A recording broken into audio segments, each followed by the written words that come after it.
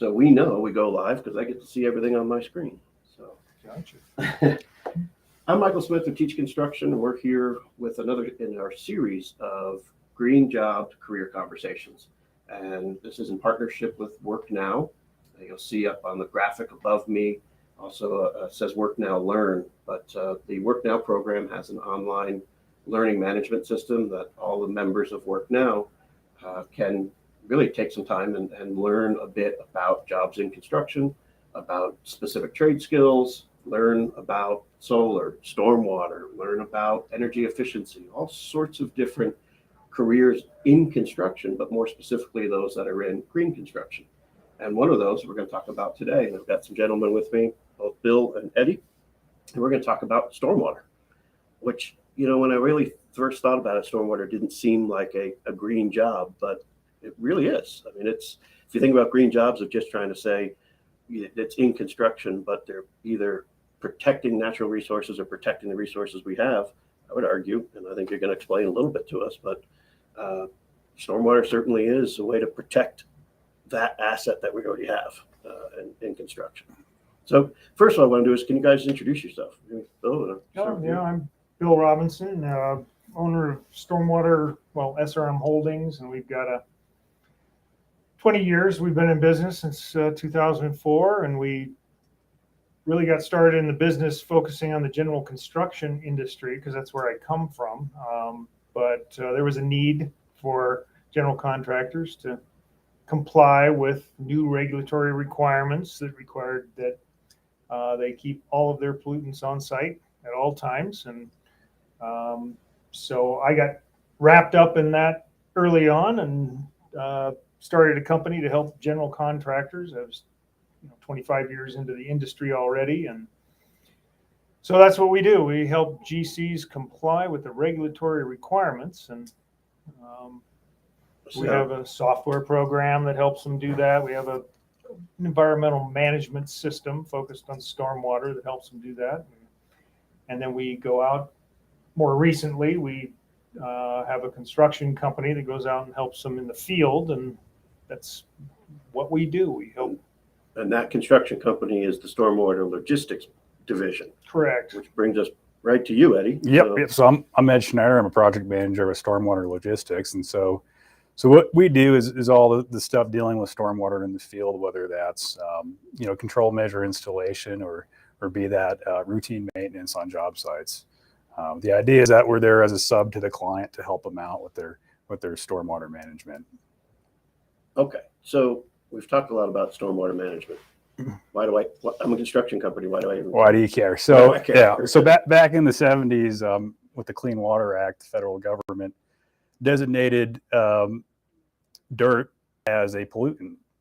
So you might not think of dirt as a pollutant, seeing it all over the place.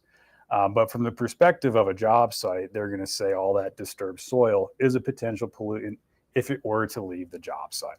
It's okay where it's at on the job site, but once it leaves and ends up in a stream or a creek or something of that nature, now it's a pollutant. And so you on the job site are required to keep that pollutant within the bounds of your construction. And so there's a number of ways to do that, whether that be perimeter controls, which are physical controls that you might see black fencing along the outside of a job site. We call that silt fence. The idea there is that water running off the job site runs into that silt fence. It slows down. The sand drops down to the inside of the silt fence, and then clean water comes out the other side. Or if anything, it just kind of holds that water there so the heavier sand particles can fall out and water makes its way just through. To slow down the water a lot of times. Yeah. The idea is it might be a filter, or it might just be a mechanism of slowing that water down. You might also see perimeter ditches, which convey this water around the perimeter to a sediment basin, which would just be essentially a large dug pit, of earth and material where that stormwater collects into that pit, and then you have the sand settle out. And then the idea is that the cleaner water is discharged out of that pit. That's pretty cool. Now, we're talking, before I really spend a little bit of time with you guys and coming out to the job site, which thanks for having me out.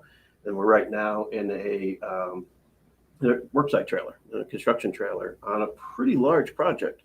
Can't catch it on the camera, but there's a map on the wall that you were showing me about how big is this site? Roughly 1,300 acres. Yeah. Ouch. And That's a lot of space to worry about. Keeps growing. Yeah, it is. Yeah. Okay, so around this 1,300 acres, you have to protect the whole thing? Mm-hmm. Yeah. Yeah. So anywhere where there's, stormwater could run off a slope into a non-permitted area, that's where you have to have some sort of perimeter control to stop that flow and filter out the sand or dirt before it runs off site. So you're not just dumping a bunch of dirt into the field next to you. Although that might not register as an issue to someone who's like, well, that's a construction site, that's a farm field. Why do I care if there's dirt from this job site in this farm field? Well, that might not seem as an issue to you, but from the regulatory side of things, that's a fairly serious issue. So the construction site is held liable for maintaining that, keeping everything within that job site. Well, I imagine if you got creeks or a stream running through, last thing you need is all that material, which now I learned that's considered a pollutant according to the regulatory process. You don't need it just dumping right in the stream and going downstream. Right. And the other way that pollutant may leave the job site is being tracked out by muddy tires on vehicles or equipment as they leave and run down the roadway. That's also considered a violation. So what we do have is these things, there's several forms of them, but we call them vehicle tracking controls at the access point. So when a piece of equipment or truck leaves the job site, the idea is that this tracking control scours the tires on that vehicle and drops some mud down into the tracking control that needs to be maintained. And you might see that as rock at the beginning of a job site, whether it's 3 to 6 inch rock. You might see different yellow tracking pads or black tracking pads of different materials. And then if it does track off the job site, we're required to go sweep that up and clean it. So that's what I pulled into the job site this morning. Yeah, that's what you came I was over. driving my truck because it was a real bumpy surface. Yeah, they're not fun to go over at all. Right. Take some time. Yeah. They're not good for walking on either. Kind of an anti-safety device, but So with all this work, they've got to not only identify where you have to put these control mechanisms in, then put them in, and then it sounds like there's a lot of maintenance. So is that really kind of a larger portion of what your guys do in a given day? It is, yeah. And in a given day, there's usually 1 or 2 things you're going to be doing. That's either installing these control measures or performing maintenance on these control measures. So on the install, we might be using equipment like a skid steer to help us out, depending on the accessibility of this job site. We will be installing these perimeter control measures. And then if you're performing maintenance that day, what you would be doing is doing an inspection on a job site, identifying areas where these control measures may require maintenance, such as dragging the sediment back from the silt fence. And so you would be on a crew, and what you would be doing is checking all these control measures, making sure they're in okay shape, and if not, you're making repairs to them.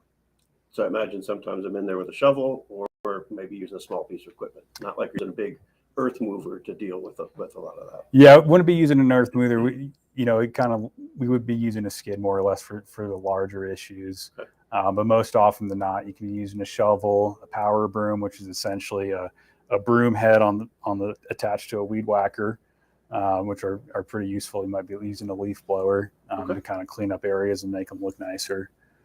Or you might be using a mechanized sweeper, such as the Bros broom, or a sweeper attachment on your skid to clean the dirt off the roads. So I can't work for you. You're not just putting me on a shovel every day. No. I got some other equipment to use. Yeah, there's plenty of equipment that we use, but yeah, and a good bit of shovel time and sledgehammer time when we're hammering stakes for installs. Right. we may put you on a computer because a good share of our job is record keeping and documenting. I just leaned over because I realized I didn't turn on Bill's microphone at first. So I was talking through Eddie's. yeah, Oh, a lot of times we'll pick each other up. So you were bringing up though document management or tracking everything. Can you talk to me about that? The permit. So you apply for a permit, which seems counterintuitive, that you're actually applying for a permit to discharge pollutants off of your site. And with that permit comes a whole set of regulations that say, yes, you can discharge pollutants off your site under these conditions. And those conditions are kind of subjective. They're left to interpretation, and nobody really knows what the quantity of pollutant is that you're allowed. So because it's so subjective, basically 0 is the number that you're shooting for. And dirt, as sediment, as Eddie mentioned, is the number one thing that regulators are looking for, mostly because it's also a great indicator of other pollutants that you're allowing to leave the site. So oil, trash, anything that doesn't belong in the water, which is just about everything, is also considered a pollutant. So the regulations are set up, and we track, using our software and other tools, we track on a weekly basis. We have to account for, the condition of our control measures to make sure that they're operating, and we have to basically prove that they're operating as effectively as they possibly can. So half of our job is going out and inspecting these controls and documenting, just in case, a regulator shows up. We have to be able to provide them evidence that we inspected those control measures every week, and that we maintain them in good operating conditions. So half of the job is with the computer out in the field, and the other half is, following right up behind, because you basically, once you find a problem, it's incumbent upon you to correct it immediately. Right. So you have 0 time to correct them. So it's an ongoing. We are the first people on the job site, no matter what. Construction cannot start until we show up and put the controls in. And then we're there during the whole duration, and we're always the last person to leave the job, because the last thing you do is stabilize all of the exposed soils on the site and get the site into final operating condition as it was originally envisioned. So we're there from weeks before the job starts, and then we're there in some cases 6 months after the job is ended until the grass grows, and we're there to maintain all that nature stuff. take over its own erosion controls. Yeah. And so there isn't a single project that can't. The beauty of our job is the job security, because there's not a job in the state of Colorado that's over, an acre, right, that doesn't require stormwater controls on it. And so nothing happens without following this regulation. So it's simple, right? Since the 70s, you just had to take a 1,300 acre site like we're on now and make sure that every piece of dirt that was here when you started didn't leave. Correct. Yeah. Yeah, that sounds like an easy job. Yeah. Yeah. So to No do problem. that, you've got software, you're tracking all of it. Obviously, you're Right. making plans to install this ahead of time, get those plans approved, and then follow through with your plan and document that you did it. Right. Around 1,300 acres. Now, obviously, the whole site's not being developed right now. It's a residential site. Usually gets done in chunks. As more houses are built, they move into more area. But you're still responsible for the whole area. You get a small army out here working with you? Pretty much, yeah. So what's a person do? What do you even call someone that's maintaining this site? They're called technicians.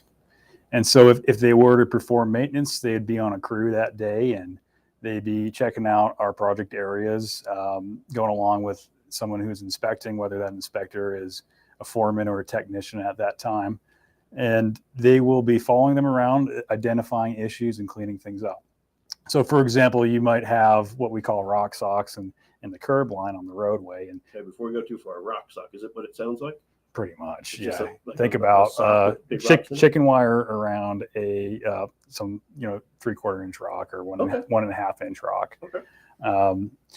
And the idea there is that water flowing down a flow line coming off a disturbed area will have sediment in it, and this rock sock slows that flow down and lets the sand drop out. So as a technician performing maintenance, you're checking out these rock socks and the flow lines, and you're cleaning and picking up the dirt that's accumulated behind it. So now it has full capacity yet again, because if you don't clean it out, then your capacity dwindles to nothing essentially. Well, I love the job security, as you mentioned, because basically I'm going to find my rock sock, find the soil that it stopped because it did its job, and now move that back into the construction site. So the next time it rains, it can happen again. Exactly. Yes. Yeah. Just Okay. again and again. It's very repetitive. Yeah. Yeah. Another thing you do a lot is just sweeping the roadways, because as people come on and off disturbed areas, you're going to have a lot of tracking. And that might not all be off-site. A lot of that stuff is inside a subdivision that might be all permitted under the same area, but you still have to clean those roadways. Okay. So as equipment moves across the curb, we're going to be behind and sweeping things up. So as a tech, I could be using a shovel, like we're using a broom, we're using maybe a skid steer if I've been trained and rated to use that. Power brooms that you mentioned. Mm-hmm. Mini excavator. Those are my favorite piece of equipment. Yeah, I love a little that. mini excavator. Yeah. So some of our larger control measures out here could be a check dam, as tall as this desk and 15 feet wide, and especially after these recent, record rainfall amounts in Colorado, we have a mini X that goes out and reaches out and pulls the sediment from behind that rock check dam and dumps it into our dump truck. And so we have CDL drivers that we need lots of that operate the trucks, because they have to meet certain DOT requirements. And so, there's a whole, from the technician up to the foreman, those would make up our crews. But then we also have equipment, maintenance folks and drivers and, so the whole, anything you find in a construction company, we just don't happen to build anything permanent. Everything we do is temporary controls, and they all have to be removed. So all the miles of, controls that we put in out here, at some point when the job is done, you can't claim it's done until all the temporary controls are removed, because why would you need a temporary control if everything's stabilized? Right.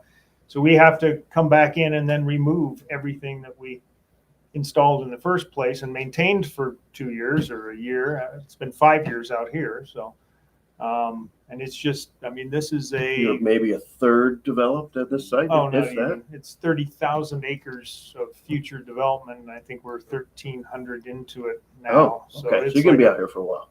We hope to be, depends on what kind of job we do. So if we, and it's always balancing the cost, so we have estimators and we have obviously an IT department that developed the software and has to maintain that. And so it's, from technician all the way up to estimator, we have. So that brings up two questions for me. One, I want to say to anybody that's listening, if you're listening to this live, if you have any questions, put it right in the chat, regardless of what platform you're on. We'll see it, or I'll see it come in. That's why I'm looking off screen every time.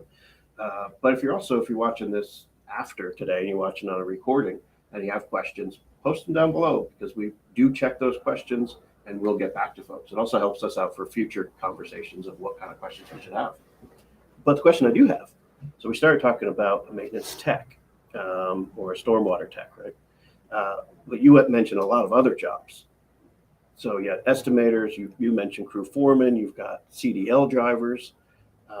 What's the typical promotion pathway? If I started working for a company on a stormwater maintenance crew or a tech crew, what could I go from there?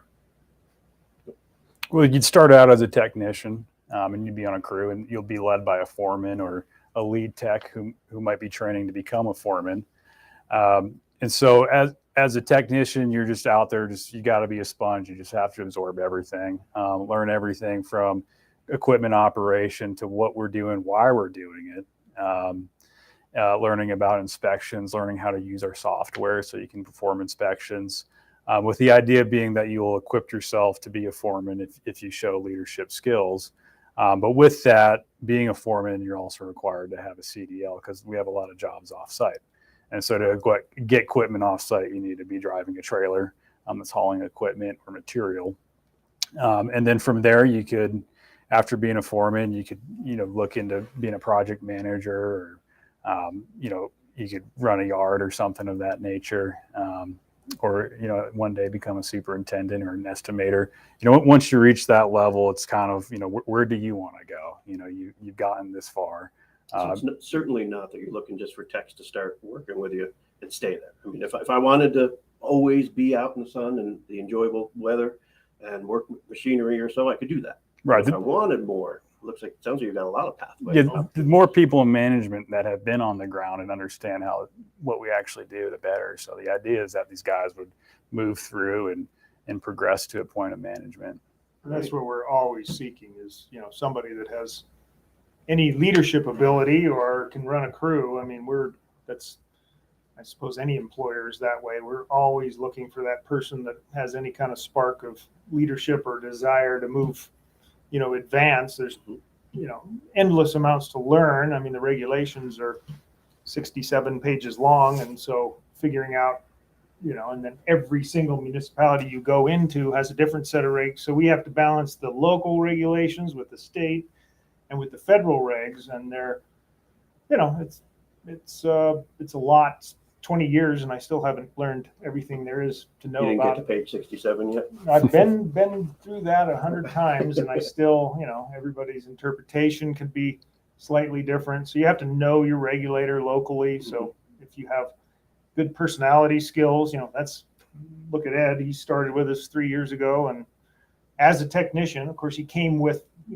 municipal experience prior to that. So within 3 years, he's running a 1,300 acre, monster job, very complex, and keeping the owner happy. And they love what we're doing out here. So we hope to be out here for 30 years. That would be great. I'll be dead by then, but Perfect. I don't think so. Yeah. It's a perfect tee up, though. You've been with the company now for 3 years. Sure. Why? How? Why and how? How did it work? Well, I started out in New Orleans working for the sewer and water municipality down there. And down there, I was on the regulatory side of things. So I was the city inspector who'd come and inspect the job site for the permit that we had with the state. So the state requires that these municipalities who operate these drainage systems enforce the regulations that trickle down from the federal government. And so I'd come on the job site, make sure they had their control measures, make sure they were maintained. And if not, then we'd have to escalate enforcement to make sure that was performed. So then you decided to switch to the other side. Yeah, exactly. Okay. yeah, the regulatory side is it's a tough job because nobody wants to see you, and you're never welcome, and you never bring good news, and so it can be a tedious job to be in the regulatory side. But as far as opportunity and advancement, I mean, the regulations are going nowhere except more stringent. So it's the cumulative effect of all these job sites across America and every municipality that allows stormwater to hit their streets and run off into the storm sewer. All of that ends up in our streams and rivers, and the cumulative effect of it is, the Clean Water Act addressed industrial discharges back in the 70s, and that was the biggest concern, all the chemicals and power plants dumping who knows what into the water system, and it was affecting people's health pretty significantly. You couldn't find clean water in the US 40, 50 years ago because of the Industrial Revolution. And this cumulative effect, they had to make a regulation that would break it down into areas of responsibility. So you had your boundaries, and it was basically the job site boundary. Whatever you permitted, you were responsible for.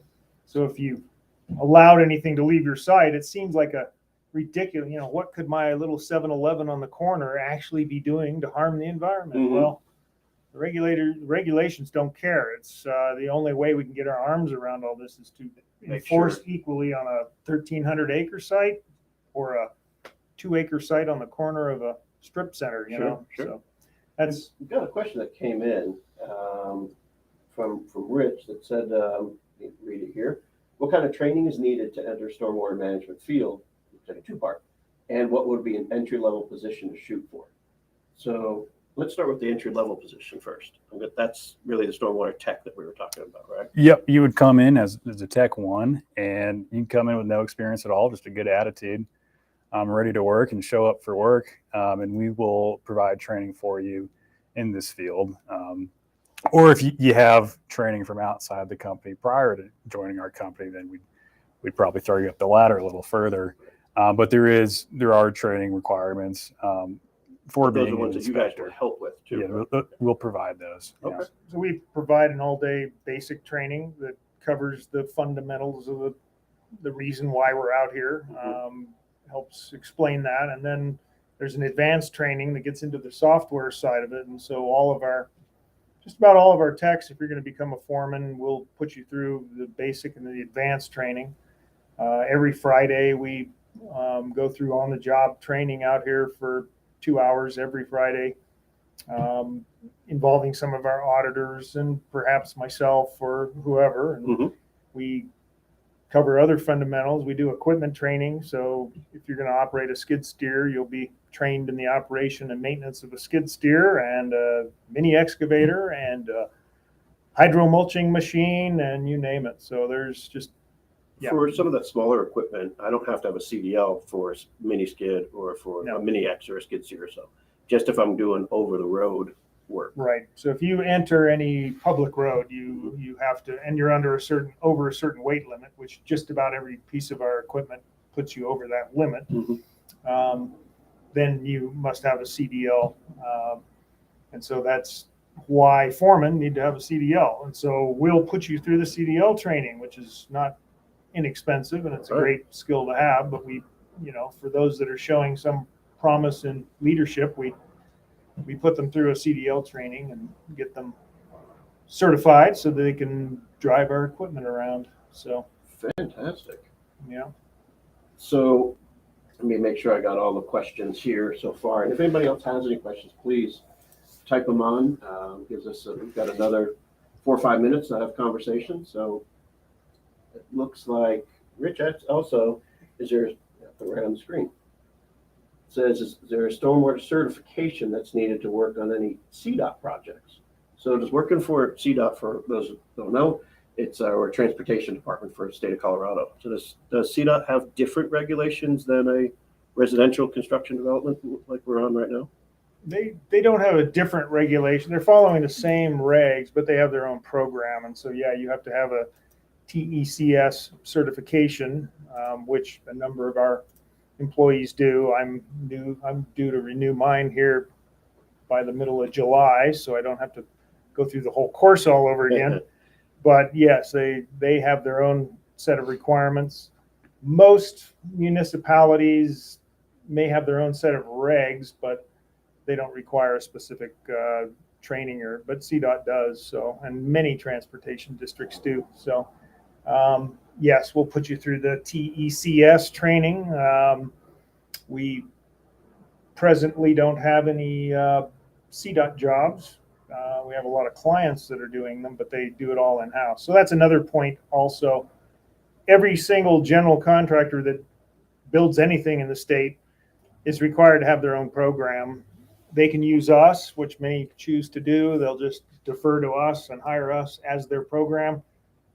Others choose to do it in-house. And so a lot of the folks that we train end up, getting a sweet job offer from a general contractor who we're working with, and they just move over to the GC and, start working for the GC as their stormwater lead for the company. And so then there's opportunity to move sideways, up, down, but everybody has to do this. So, and the last person you want to lose on your project is the stormwater person, because they have been keeping all the records for the duration of the job. So as far as job security goes, having the skill of, stormwater lead for the project is another job security option, because you just don't want to lose your stormwater guy. Sure. So it sounds like, as a recap, you could have someone come work, and I put on the screen your website for your stormwater logistics site and /careers, I think, because there's any open positions. You train. I just have to be able to get out here, I'm imagining, right? Get here and be willing to work and willing to show up every day, look at his mug and do what he tells me to do. That's right. Yes. It's all about just basic work skills. Can you show up to work on time? You have reliable transportation to get, those are our two minimum requirements. Is you just have to have reliable transportation and a good attitude. And that's about it. Other than that, the rest takes care of itself. You'll start to see what others are doing. You spend a couple of weeks, if you're smart and ambitious, we'll pick up on that very quickly, because we're always seeking smart, ambitious human beings that are willing to put in a day's work, and it pays significantly better than many jobs. So Well, it's getting good paycheck. I got to show up. Again, we have to deal with Eddie, but or some of the other crews. But training and opportunities for advancement. Yep. Sounds to me like checks every box that I'm looking for when I'm looking for a new pathway. Yeah. Is only young people that you're taking? Is it second career, third career? Oh, you're all open for that? As long as I could physically do the job, I'm guessing. Yeah, I think the physical side of it is a little bit, as far as, if you've got estimating background, in general construction, this is just a smaller piece of the whole general construction pie. Usually you have electrical estimators, mechanical estimators. Dirt work estimators. We would be you'd just be focused on stormwater controls. Oh, so you might have a lateral move from somebody else who's been doing estimating in some other field within construction. Right. Yep. So that's typically, an upper man, but we definitely desire folks, that have been through the ranks and understand the infield, nuts and bolts of putting this stuff in and how long it takes. And obviously, to be a good estimator, you need to have that information or know where to acquire it. So right. Practical experience is invaluable. So now, obviously, it changes, but are you comfortable sharing what starting wages are for a maintenance person or maintenance tech, rather? Well, presently it's roughly $22 an hour, which is, pretty decent. Yeah. It's, and then most of I think we're averaging $24 an hour as a company, so foreman, obviously. You're making more as I go up the ladder. If you have a CDL and you're foreman leadership quality, then you could be starting out at $30 an hour. So it's a living wage, that's for sure. Certainly. So, certainly. Especially if you're living in your mom's basement. I wish I still was. I don't understand this whole reason why I wanted to get out of the house at 18. Yeah. I've spent the last 30 years trying to get back in. Yeah.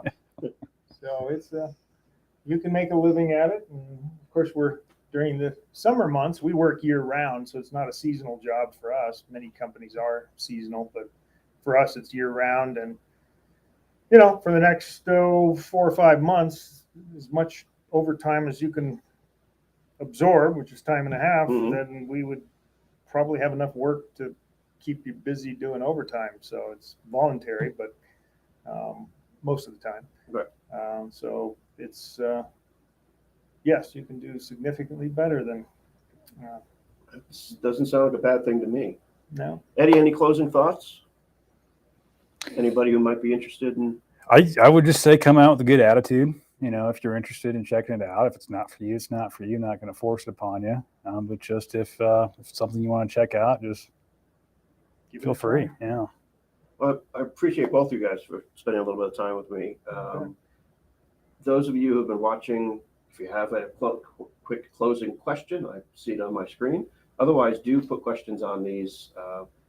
I don't care when it is, tomorrow, next month, next year, and have questions about this type of work. If I don't have the answer for you, certainly we'll get the answer for you.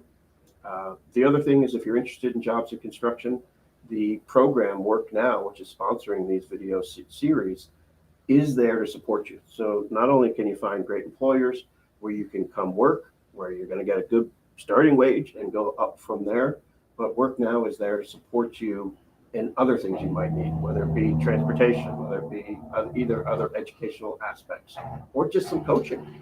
A lot of us trying to entering into a new career, there's a lot of unknowns. So somebody else to kind of have your back is a great opportunity. So that's what WORKNOW is for, to get you into construction and to support you staying in construction. Because the last thing we want to do is help attract people to come out to show up for the first day, the first week, and then they disappear. Right. What we need is people coming in this industry and staying in this industry and working with some great companies like yourselves to hopefully stay in this industry. I don't think AI can take this job. That's the perfectly said. There's a lot of jobs that can be outsourced either digitally or to some other place overseas or so. And this is the one career path that will always be here. Yeah. So if you're interested in it, please reach out to WORKNOW. You can go on to worknowlearn.org to find out more information about, I'll put it on the screen here. There we go. I think it's that one. You can go there and watch some videos. In fact, Eddie has agreed we're going to do a follow-up video to this where we're going to go out in the field and look at some of that stuff. So we'll compile that up, show you what tech is doing in stormwater, and that'll be kind of fun. So hopefully there's a mini X out there somewhere. Sure. So, again, we're a little bit over time, so thanks for everybody that was watching, and do send those questions in. And gentlemen, again, thank you very much. Thanks. Appreciate it.